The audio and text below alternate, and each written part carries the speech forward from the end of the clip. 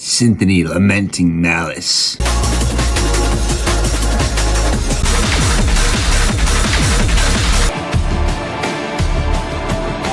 A new album from Cynthoni, an alias to the same artist behind the famous D&B artist Sewer Slut.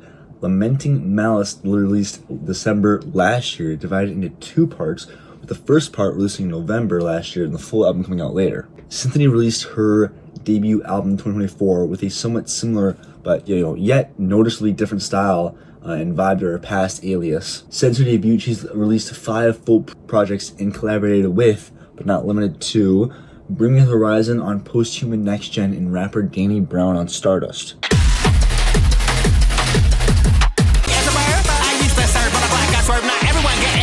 The first half of her album, called Lifeless Misery, an EP which had the first 5 songs of Lamenting Malice on it, was notably not initially released on streaming services when it first came out. On streaming services right now, Lamenting Malice Blind exists, containing all 5 songs from Lifeless Misery on Bandcamp or through CD/vinyl.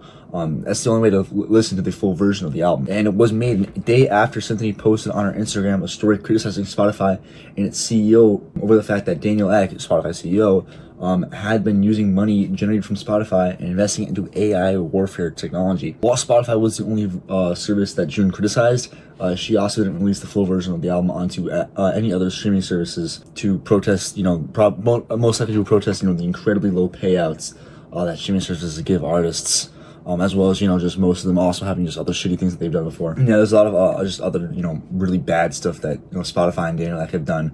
But I'm just not going to get into that since, I think a lot of other people have already covered that before. I mean, the album is really just this, massive commentary on, the dystopian state of today's world. And it's really obvious about that. A lot of stuff about warfare, AI, billionaires.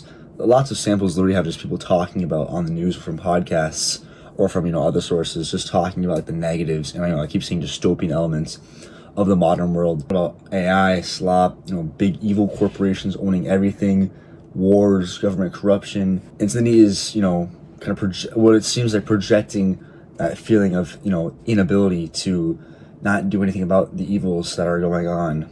And it's, projected through Cynthoni's, explosive, hard, and fast sound to this album. Not just in the music too, a lot of these song names have ties back to the dystopia. One of the most obvious ones is Helsings, which is a play on Helsing, an AI military company. And that song literally just opens up with someone talking about how Daniel Ek doesn't care about music, and he only cares about making money through war. Another one is BleakReality, which is a reference to BlackRock, which we probably know about. It's a massive investment company that has its fingers in almost every other large business they own.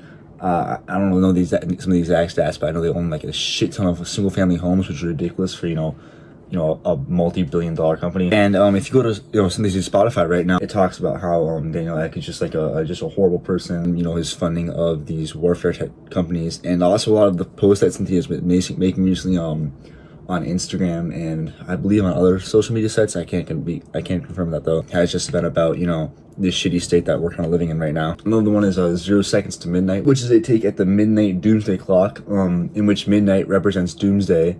While it is suspected that the clock is at 56 seconds to midnight, since humanity has begun, we've gone 23 hours and 59 minutes, and we're essentially in the last minute of humanity before doomsday. In the first half of the album, which we'll be calling Lifeless Misery, the main genre is labeled as EDM, of course, right, but also neo-funk, which is a subgenre I've not heard about until doing research on this album.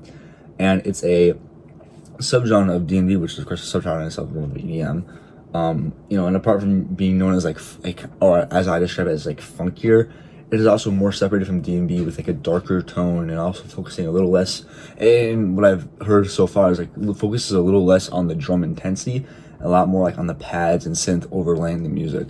That is completely just from my experience of the few songs I've listened to of this album. There's probably a lot more that goes into neo-funk being divided from D&B, but I'm not exactly an expert in that. Also, the sound and quality production on this album is amazing. This is movie level shit here that the sound quality is on, right?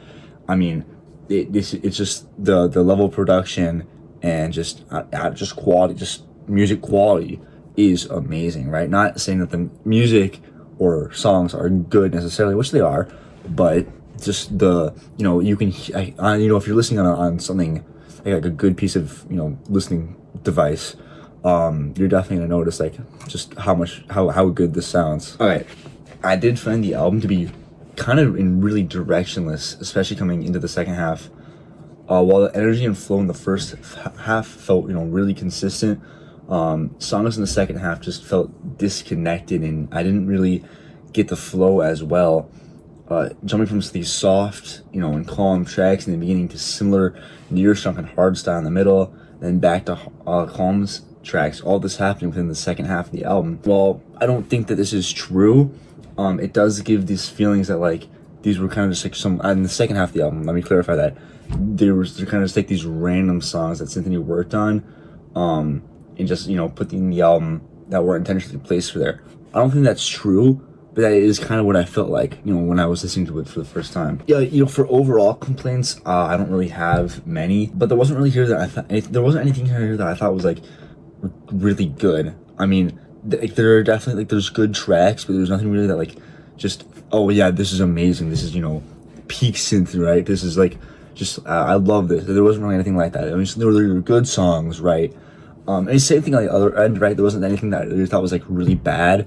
But I mean, there were some tracks that I thought were like mid or just like nothing that was like horrible though, right? Yeah, I don't feel like anything on this album was like below a 4, but I don't feel like anything was higher than an 8. So the album gives a great message, right? I think that the themes that Cynthoni was putting into here were amazing. I feel like kind of I do like relate a little bit to like just like that kind of like feeling of like being unable to do or like make change on what you want to happen.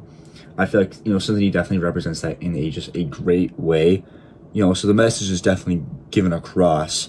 But when it just comes to the music, I just didn't really think that anything here was outstanding. And honestly, I feel like it's only justified for me to give like 2 separate ratings for the EP, one for the EP and one for the album, because my opinions on them are just like really different. I just like the EP a lot more. I feel like the first EP just like flowed way better. I feel like the themes were a lot more connecting there. So I'm gonna give Lifeless Misery, the first 5 songs of Lamenting Malice, a high 6, but I'm gonna give the entire album probably like a high 5.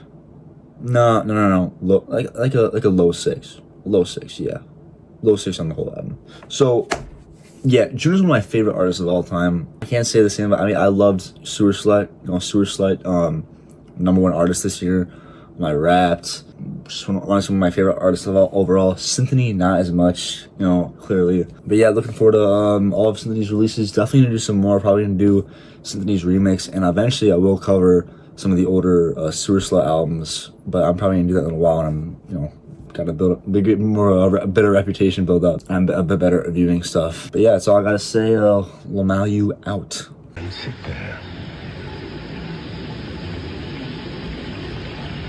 And sit there. All the way to 100 degrees centigrade.